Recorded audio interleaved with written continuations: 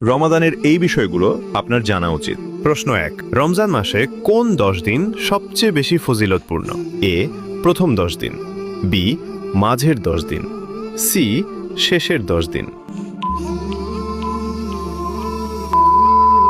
সঠিক উত্তরটি হবে অপশন সি, শেষের 10 দিন।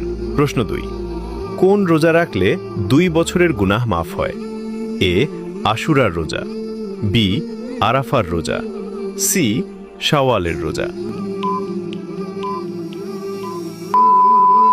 সঠিক উত্তরটি হবে অপশন বি, আরাফার রোজা। প্রশ্ন 3, জান্নাতের কোন বিশেষ দরজা দিয়ে শুধু রোজাদারদের প্রবেশ করানো হবে? এ, সালাত, বি, রাইয়ান, সি, ফেরদৌস। সঠিক উত্তরটি হবে অপশন বি, রাইয়ান। প্রশ্ন 4, রমজান মাসে তারাবি নামাজ কত রাকাত? এ, 8 রাকাত, বি, 12 রাকাত, সি, 20 রাকাত। সঠিক উত্তরটি ব্যাখ্যা সহ কমেন্টে লিখুন।